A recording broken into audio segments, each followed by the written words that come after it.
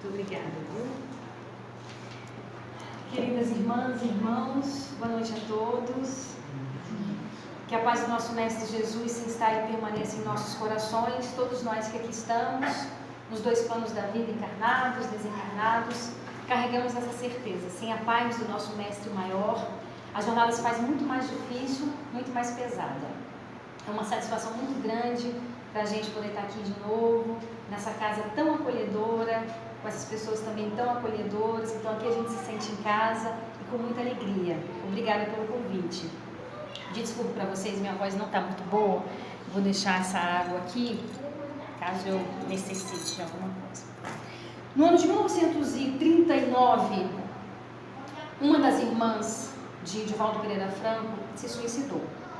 Foi um abalo muito grande para toda a família. Divaldo era criança ainda, e essa irmã era uma irmã muito amada, muito querida por todos, muito amável também.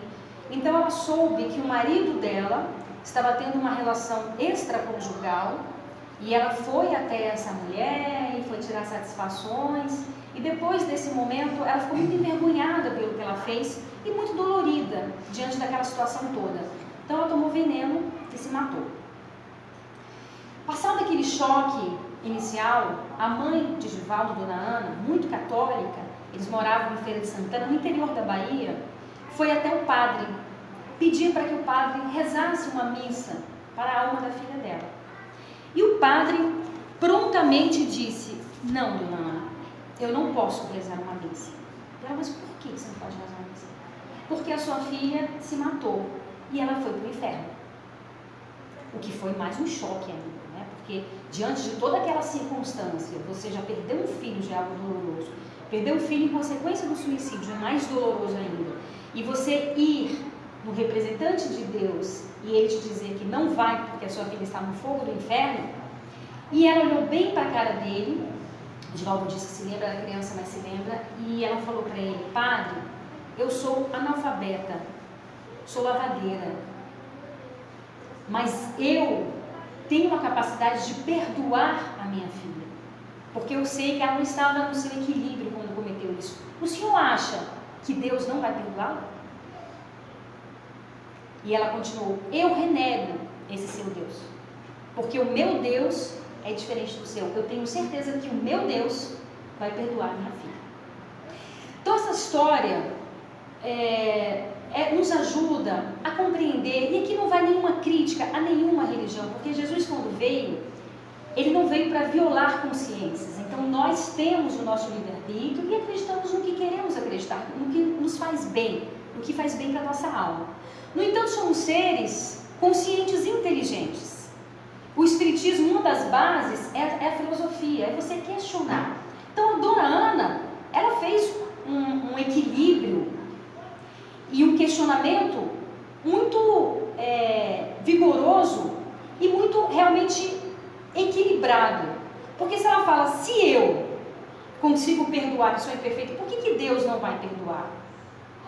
Então, existem certas religiões que acreditam que temos uma vida, uma existência, e que nessa existência Deus cruelmente nos julgará e nos condenará a penas eternas, seja no céu ou seja no inferno.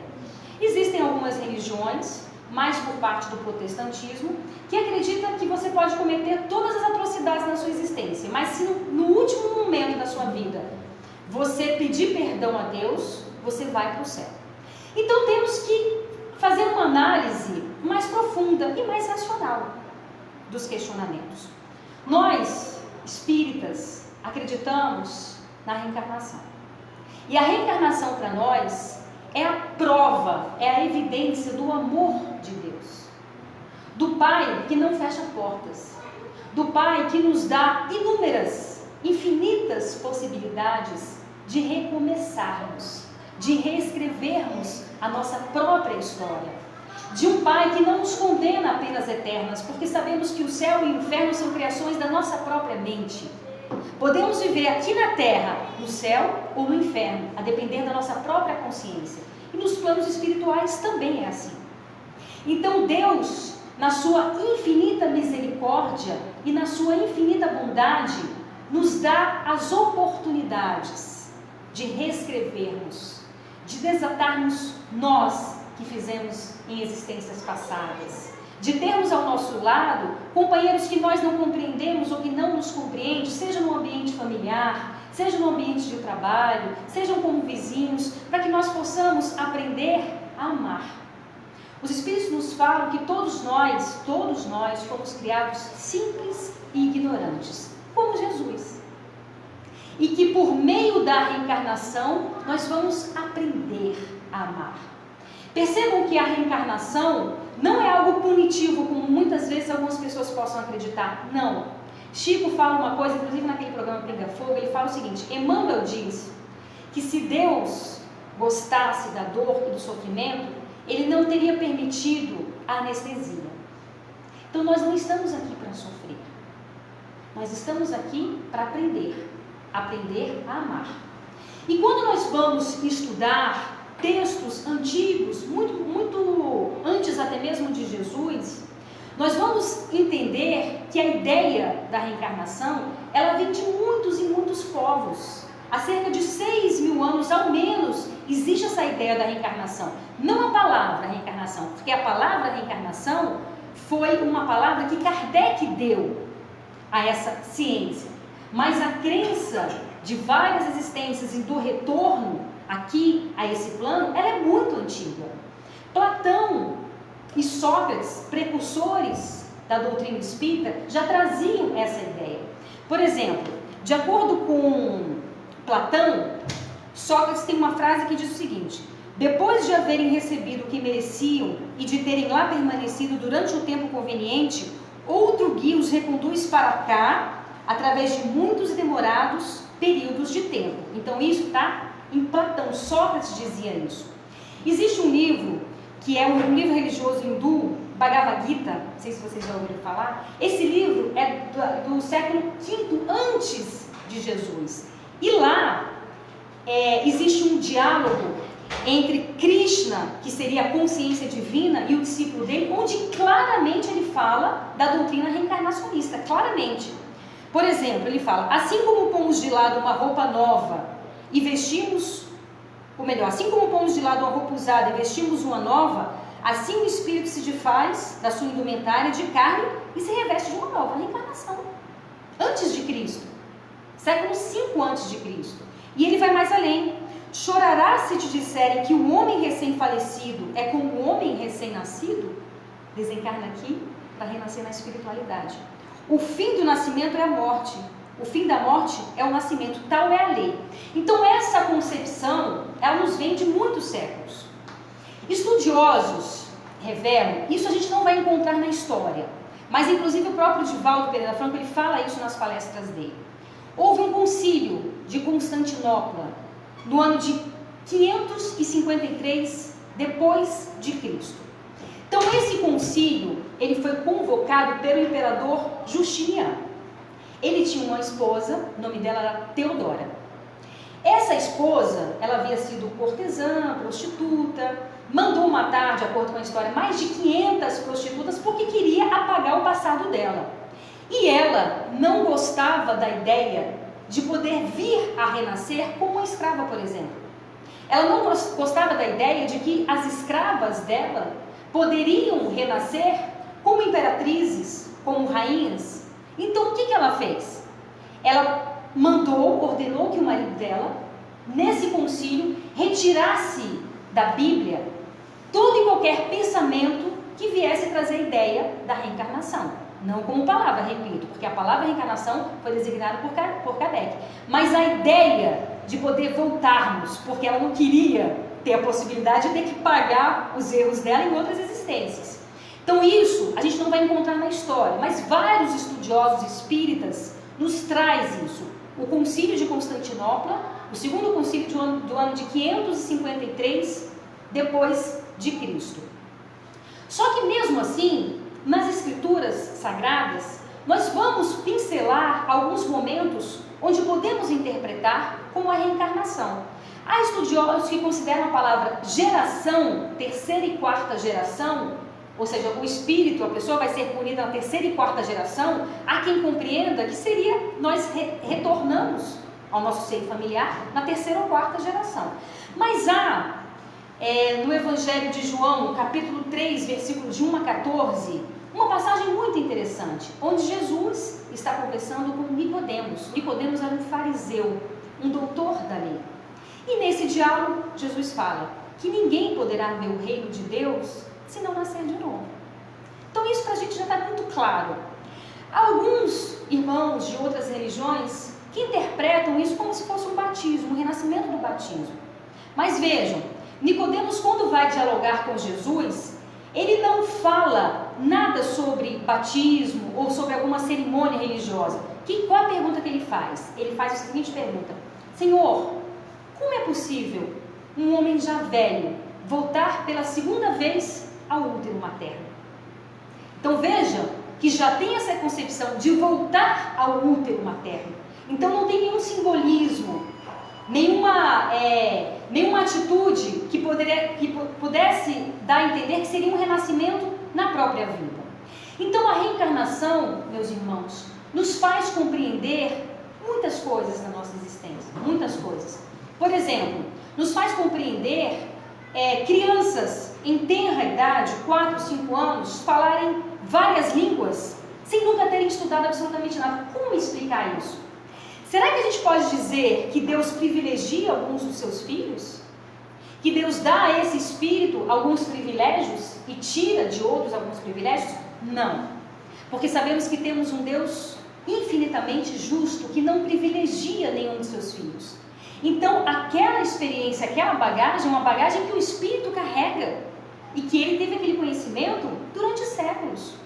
Como explicar, por exemplo, irmãos que nascem sem a perna, sem o braço, irmãos que não enxergam, que não falam, que não escutam?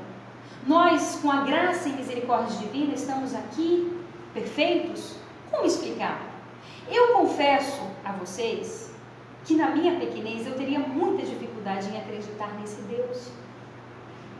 Em acreditar num Deus que deixa uma criança nascer sem o braço, sem a perna, sem ela ter feito absolutamente nada para ter aquilo.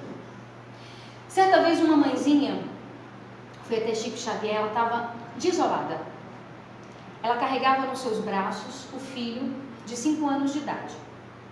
Esse filho, ele era cego, ele era surdo, ele era mudo e não tinha os 2 braços. Mas o desespero maior dela é que os médicos disseram para ela que a criança teria que amputar as 2 pernas. E ela não conseguia compreender. Na dor de mãe, naquele sentimento profundo de misericórdia com seu filho, ela não conseguia compreender por que tanto sofrimento com uma criança de 5 anos de idade. E ela foi até o Chico. E Emmanuel pediu para que Chico passasse para ela a mensagem. E a história desse nosso irmãozinho, de acordo com Emmanuel, é a seguinte: esse espírito havia se suicidado nas últimas 10 reencarnações. E o espírito havia pedido para que ao reencarnar fosse retirada dele toda e qualquer possibilidade de mais um suicídio. Ele veio com esse pedido: retirem de mim toda a possibilidade de suicídio, porque essa é a tendência do meu espírito. Então, quando estamos reencarnados, é como se estivéssemos cegos, surdos e mudos. Nós não ouvimos o mundo espiritual, dificilmente. Então, a gente vive na letargia da terra. Então, o Emmanuel explicou: essa criança de 5 anos de idade já tem um conhecimento de um precipício que tem perto da sua casa. E ele está planejando pular desse precipício. Então, minha irmã, as 2 perninhas dele serão amputadas para o bem dele. Como compreender uma situação como essa se não for pela reencarnação? E mais, compreendendo que não é uma punição para aquele espírito. É isso que a gente precisa compreender, porque muitas vezes eu percebo que nós espíritas, às vezes, temos a tendência de falar assim. Vou dar exemplos. Não, mas você está passando fome aqui é porque não soube valorizar o dinheiro na vida passada, né? Ou então, se está no semáforo sem a perna é porque na vida passada... Vejam, nós temos que tirar da nossa mente toda e qualquer possibilidade de julgamento. Porque o conhecimento que nós temos não nos dá o direito de julgar quem quer que seja, ou de imaginar o que o irmãozinho fez em vidas passadas para estar vivendo assim. Porque Jesus, o espírito mais evoluído que passou por esse planeta, que olhava para cada ser e enxergava o passado, o presente e o futuro, ele nunca condenou ninguém. Ele nunca julgou ninguém. Jesus é por amor e acolhimento. Por que nós, com a crença que nós temos, ou com o conhecimento que nós temos, nós vamos servir como fariseus atuais, apontando dedos, imaginando o que as pessoas fizeram em vidas passadas para estar passando por isso? Nós não temos esse direito. Nós não podemos cair nesse erro. E muito menos achar que a reencarnação é algo que a pessoa está pagando. Não. A reencarnação é a prova do amor de Deus, da misericórdia de Deus. Vejam, falávamos da Nair, a irmã de Divaldo Pereira Franco. Ela desencarnou dessa forma, se suicidou. Durante pelo menos 30 anos, Divaldo relata que via a irmã dele em várias situações de muito sofrimento e de muita dor. A mãe de Divaldo também desencarnou, e certa vez a mãe do Divaldo aparece para o Divaldo e fala assim: a Nair vai voltar. E ele fala: eu vou reencontrá-la? Ela fala: vai reencontrar. Quando mais ou menos que ela deve reencarnar? Daqui a uns 2 anos. Pois bem, Divaldo está na mansão do caminho, está lá no escritório dele, e aí batem na porta e aí vem chamá-lo. Uma senhora estava praticamente desmaiando de fome, com uma criança nos braços. Ele disse que ela estava pálida, dizendo que ela ia morrer, porque havia dias que ela não comia. Sabe qual era a alimentação dela? Ela pegava papelão na rua e fazia sopa de papelão. Colocava o papelão na água, colocava o sal e se alimentava daquela sopa. Ela e a filha. Quando o Divaldo retira o paninho para ver a bebezinha, ele percebe que ela tem o lábio leporino, todo aberto o lábiozinho dela. Nesse momento a mãe de Divaldo aparece para ele e fala: é Nair. E aí ele acolhe esses 2 espíritos, mãe e filha. E no momento do diálogo com a mulher, com a mãe, ela pergunta: qual é o nome da bebê? E ela fala: é Nair.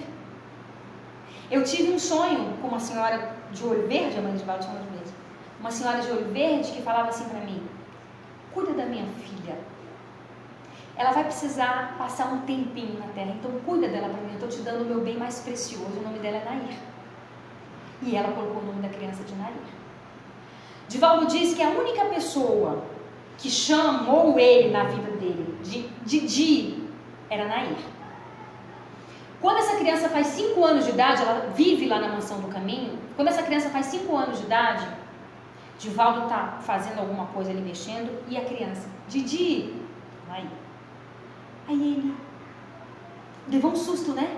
Aí ela fala para ele: eu voltei, né, Didi? 5 anos de idade. Aí ele fala: voltou. Aí ela fala assim: eu vou viver muito? E ele fala: não. Você deve... Quanto tempo, mais ou menos? Ele fala: você deve viver no máximo uns 10 anos de idade. E aí ela fica ali, quando ela tem 8 anos de idade, aos 8 anos de idade ela adoece, porque em consequência do veneno que ela ingeriu, o pulmãozinho dela, os brônquios, está todo comprometido. E aos 8 anos de idade, ela está muito doente, e ela fala para ele: Didi, eu vou voltar. Eu vou voltar, mas eu vou voltar sem essa ferida aqui. E aí ela desencarna aos 8 anos de idade. E Divaldo diz que ela já reencarnou, sem nada. Então percebam que a reencarnação é a misericórdia de Deus. Enquanto que alguns irmãos, repito, não vale nenhuma crítica, acreditam que esse ser, que esse espírito estaria, ou agora ou em algum momento, queimando no fogo eterno, ela está tendo oportunidades de refazimento. E aí, mais uma vez eu repito, o lábio leporino, as consequências do ato dela, não são punitivas. Ela precisava daquele tempo para restaurar o perispírito que havia sido danificado em consequência dela. Mas o amor de Deus está em todo momento da criação. Em todo momento da criação, nós podemos perceber o amor de Deus. Estarmos aqui, meus irmãos, encarnados, é uma dádiva divina. Porque um projeto reencarnatório, ele leva anos, muitas vezes séculos, para se fazer desenvolver. Porque é aqui que nós temos a oportunidade de colocar em prática a mensagem de Jesus. Durante muitos anos da nossa existência, eu tenho certeza que nós nos comprometemos com Cristo, seja nessa ou em outras religiões. Mas eu tenho certeza também que nós falhamos, não por maldade, mas às vezes por ignorância. E agora estamos aqui em mais essa oportunidade que temos de tentar colocar em prática as lições do nosso Mestre amado, de tentar colocar em prática toda aquela bagagem que a gente já acredita, toda a bagagem que nós já adquirimos em existências anteriores. Mas o principal objetivo de estarmos aqui é realmente o de aprendermos a amar, a não julgar e a acolher. Muitas vezes passamos por dificuldades que não temos o conhecimento ou a evidência por que aquilo está acontecendo na nossa vida. Mas uma coisa nós podemos ter a certeza: a justiça divina não falha. Não falha. Não existe uma dor, uma dificuldade, um obstáculo pelo qual nós enfrentamos que não seja necessário para o nosso amadurecimento, para o nosso aprendizado. E aí a gente percebe que a reencarnação, nós temos ainda uma misericórdia divina imensa. No livro A Vida Escreve, Hilário Silva, o Espírito, escreve por meio da psicografia de Chico Xavier e Valdo Vieira, tem várias histórias, e tem a história do Saturnino. O Saturnino, desde muito cedo, ele já iniciou na doutrina espírita. Então ele era um trabalhador da casa espírita, ele era médium, mas independentemente da religião, porque Deus não criou religiões, fomos nós quem criamos, ele praticava a doutrina de Jesus, tentava colocar em prática a doutrina de Jesus. Então era um homem que qualquer pessoa que chegasse até ele e pedisse ajuda, ele estava sempre apto a ajudar. Era um espírito maduro, compreendeu. E apesar das dificuldades, das limitações que todos nós temos, ele era uma pessoa boa. E todo mundo sabia que ele era uma pessoa boa. Ele estava no trabalho, trabalhava com máquinas, e num descuido dele, o dedinho dele foi comido pela máquina. Ele perdeu esse dedinho dele. E aí as pessoas ficavam, alguns espíritos falam: gente, mas que coisa mais estranha. As pessoas falam, geralmente, tanta gente ruim por aí, não acontece nada com essas pessoas. O que vai acontecer com as pessoas boas? Um cara tão bom, um cara que está sempre pronto e disposto a ajudar todos, por que vai acontecer isso logo com ele? O nosso olhar é muito limitado, né? A gente não sabe de nada, na verdade. E aí, na mesa mediúnica do centro dele, veio a informação. Na última reencarnação dele, ele havia sido um senhor de escravo, muito cruel, muito cruel. Então ele dava castigos terríveis aos escravos. E tinha um escravo em especial que ele detestava. E aí, o que ele mandou fazer com esse escravo? Ele mandou moer todo o braço do escravo na máquina de cana. Era um espírito muito cruel. Como nós fomos, né? Certamente. Ainda temos traços de crueldade.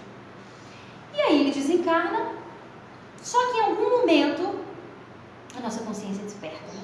Em algum momento a nossa consciência desperta. E quando a consciência dele despertou, ele ficou séculos na espiritualidade, revivendo aquela cena, se culpando, ouvindo os gemidos do escravo. Então ele ficou muitos e muitos anos sem sair daquele instante. E o espírito dele atormentado por conta daquilo que ele fez. Demorou muito para reencarnar, mas ao fazer o planejamento reencarnatório dele, ele pediu para que pudesse libertar a própria consciência culpada, ele pediu para que ele perdesse todo o braço dele, da mesma forma que ele fez. O irmão perdeu o braço. Mais uma vez eu vou repetir. Percebam que não é vingança, não é punição. São reajustes necessários para que possamos nos libertar e entrar em harmonia com as leis divinas. Então ele veio programado para perder o braço. Acontece que era um espírito que não precisava passar. Mas por que não precisava? É privilégio? Não. Ele entendeu a mensagem de Jesus. Ele compreendeu que a mensagem nada mais é do que amar, ou tentar amar, diante das nossas dificuldades. Então, aquela programação que tinha de perder o braço foi reajustada e ele perdeu o dedinho. Então percebam que existe uma programação reencarnatória para todos nós, mas essa programação ela é maleável, ela é flexível, porque tudo é contabilizado.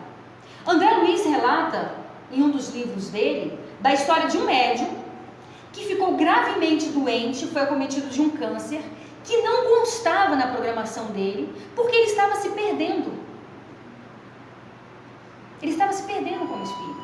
Então a doença veio como se fosse para privá-lo e para que ele não pudesse se comprometer ainda mais com as leis divinas.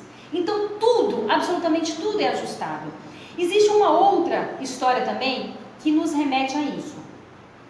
Chico Xavier tinha um irmão que era José. Não sei se vocês se lembram do José. Durante 11 anos, o José era um amigo do Chico. Aonde Chico estava, o José estava. Era para entregar sopa, lá estava o José para entregar sopa. Era para visitar os presidiários, lá estava o José para visitar os presidiários. Chico psicografava, o José estava do lado dele, ajudando a psicografia. Durante 11 anos, ele se dedicou a Jesus. Durante 11 anos. Em um determinado momento, ele foi acometido por uma espécie de AVC. E ficou muito mal.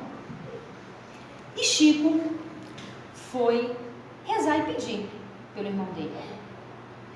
Bezerra de Menezes apareceu, Emmanuel apareceu, e ele pediu por aquele irmão que era um companheiro dele de jornada. E os espíritos falaram, mas não entendeu o que tinha acontecido. Pode continuar? E o Chico ficou meio sem entender o que tinha acontecido. E o pior ainda foi aturar o pai do Chico dizendo, não, você ajuda todo mundo. Cadê o doutor Bezerra de Menezes que não vem ajudar você? Cadê os espíritos que não vêm ajudar você? Como assim você ajuda todo mundo e não tem a capacidade de ajudar o seu irmão? Você pediu pelo seu irmão, o seu irmão desencarnou. Aí ele foi compreender a história do irmão. Constava na programação reencarnatória do irmão que ele passaria 11 anos em estado vegetativo. Então ele saiu do plano espiritual, sabendo que passaria 11 anos em estado vegetativo. Ocorre o quê? O irmão compreendeu a lei de amor. Não é isso? Ele compreendeu que é dando que se recebe. Ele compreendeu que é enxugando lágrimas que nós enxugamos as nossas próprias lágrimas. Que é consolando as dores que as nossas dores são consoladas. E que vivemos todos juntos nesse universo, um ajudando e amparando o outro. E aí vem a misericórdia divina que alcança a todos nós. Porque, repito, a ideia não é sofrer, a ideia é aprender. Se eu aprendi, eu vou repetir de ano? Não. Se eu tirei 10 na minha prova, eu vou seguir adiante. Então, ainda que tenha os planejamentos e as organizações, Deus quer que a gente aprenda, ponto. No ano de 2007, teve um caso no Rio de Janeiro muito emblemático, que chocou todo o país. O caso do menino João Hélio. Mas o filhinho não conseguiu tirar o cinto de segurança. e ele ficou entre o carro e o chão. E os ladrões saíram disparada, por 7 quilômetros, arrastaram a criança, que ficou dilacerada. Totalmente dilacerada. Foi uma comoção muito grande, porque foi muito cruel, né? Foi muito cruel o que aconteceu. Eu estava vendo a entrevista do pai. Eles eram espíritas, já eram espíritas antes da criança nascer. Eles se mudaram do Rio de Janeiro, mas fundaram uma casa no Rio de Janeiro, uma casa espírita, e essa casa é voltada à psicografia. E é muito bonito você ouvir o pai falando, porque aparentemente não tem nenhum sentimento de vingança no pai. Ele, durante um certo tempo, ele acompanhou o julgamento, acompanhou o desenrolar da história, mas depois de um certo tempo ele não quis mais acompanhar. E quando era entrevistado pelo assunto, ele falou assim: eu não quero alimentar nenhum tipo de vingança, então eu não quero mais saber. Eu não quero mais saber. Existe uma carta que foi divulgada na internet, que supostamente seria da autoria do João Hélio. Quando eu vi a entrevista do pai, o pai disse que recebeu uma carta do João Hélio, mas ele não disse que foi essa carta.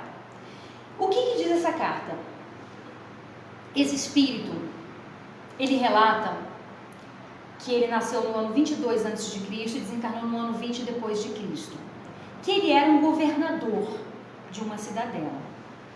E que nessa época, a diversão dele era pegar bigas, é como se fosse carroças com cavalos, e a diversão dele era amarrar pessoas, homens, mulheres, crianças, e sair na biga dele, e essas pessoas sendo arrastadas e morriam em consequência disso. Essa era a diversão dele e deles.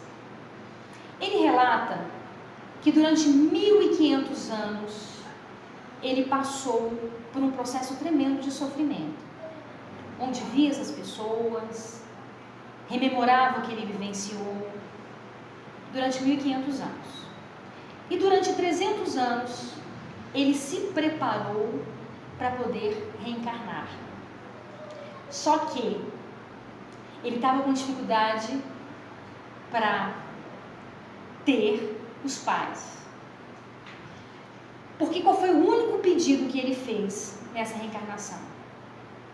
Eu preciso desencarnar da forma que eu fiz os outros desencarnar, para que a minha consciência possa ser liberta. Vejam, sabe quem aceitou seus pais dessa criança? 2 vítimas dele. Aí, mais uma vez, a gente pega aquele raciocínio que muitas vezes nós temos.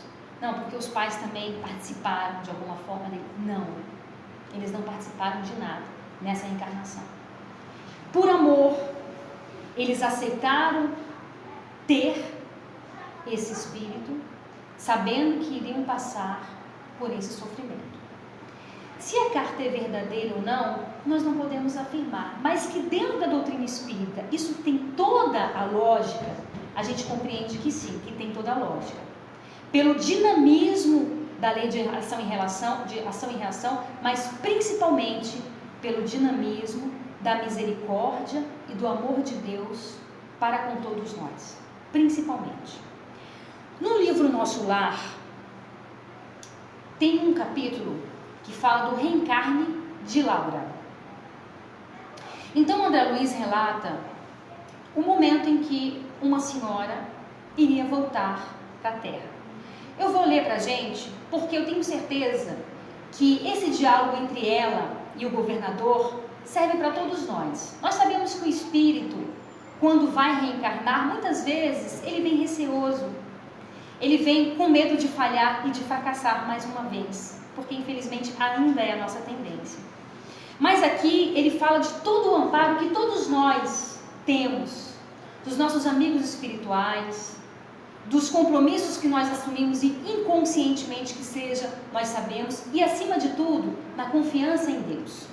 Então é o capítulo 47, que chama A Volta de Laura. Vocês se lembram de Lísias, né? Lísias. Quem assistiu o filme Nosso Lar? Lembra do Lísias? É a mãe do Lísias, é o reencarne da mãe dele.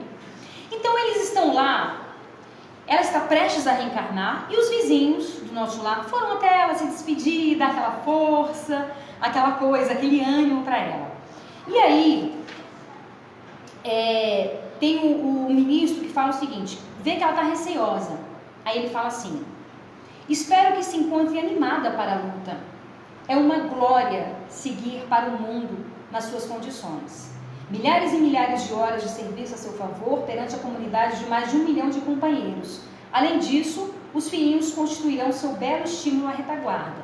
Então está dizendo que ela vai ter um lar, para que ela possa seguir a trajetória dela amparada com seres que ela ama.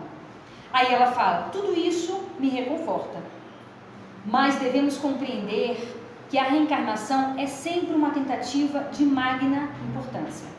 Reconheço que meu esposo me precedeu, foi antes de mim, no enorme esforço, e que filhos amados serão meus amigos a todo instante. Contudo, aí o mentor fala, ora essa, não se deixe levar por conjecturas. Precisamos confiar na proteção divina e em nós mesmos. O manancial da providência é inesgotável.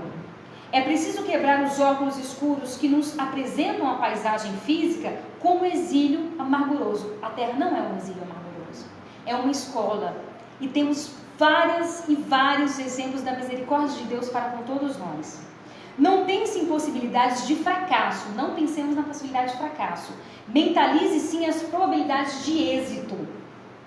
Além do mais, é justo confiar alguma coisa em nós outros, nos amigos espirituais que ficam lá. Seus amigos, que não estaremos longe no tocante à distância vibratória.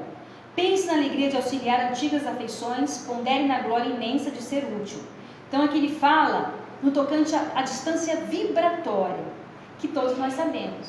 Ou seja, manter o nosso padrão vibratório junto com a espiritualidade amiga é essencial para nós. É claro que somos espíritos imperfeitos, volta e meia a gente cai, normal. Mas é importante que nós estejamos atentos diariamente em manter essa sintonia vibratória, para que essa passagem aqui na Terra seja algo prazeroso e educativo, que é o objetivo. Aí ela fala, tenho solicitado o socorro espiritual de todos os companheiros a fim de me manter vigilante nas lições aqui recebidas. Bem sei que a Terra está cheia da grandeza divina. Basta recordar que o nosso sol, o sol do nosso lar, é o mesmo que alimenta os homens. No entanto, meu caro ministro, tenho receio daquele esquecimento temporário em que nos precipitamos. Sinto-me qual enferma que se curou de numerosas feridas. Em verdade, as úlceras não mais me apoquentam, mas conservo as cicatrizes. Bastaria um leve arranhão para voltar à enfermidade. E aí o ministro continua, não ignoro que representam as sombras do campo inferior, mas é indispensável coragem em caminhar para adiante. Ajudá-la-emos a trabalhar muito mais no bem dos outros que na satisfação de si mesma. O grande perigo ainda é sempre a demora nas tentações complexas do egoísmo. O grande perigo é a demora nas tentações complexas do egoísmo. Porque quando a gente está aqui, a nossa dor é maior, o nosso sofrimento é maior, a nossa cruz é maior. Tudo que a gente carrega é maior. Por isso que os espíritos nos dizem, fazei a caridade. Porque quando a gente faz a caridade, a gente vai perceber, quando a gente sai do nosso mundo, a gente vai perceber que tem famílias que sobrevivem da sopa de papelão. Que tem famílias cujos filhos, os entes mais amados, estão num leito de hospital com doenças seríssimas e incuráveis.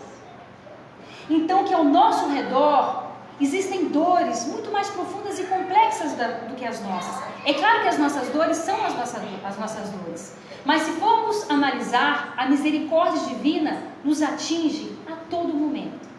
Então, meus irmãos, que possamos aproveitar a nossa reencarnação, seguindo sempre no caminho reto, na porta estreita, conectados com a espiritualidade e com muita gratidão ao nosso Pai, a Jesus Cristo e aos nossos mentores espirituais que com certeza estão nos amparando e nos ajudando. Que Jesus nos ampare. Muito obrigada.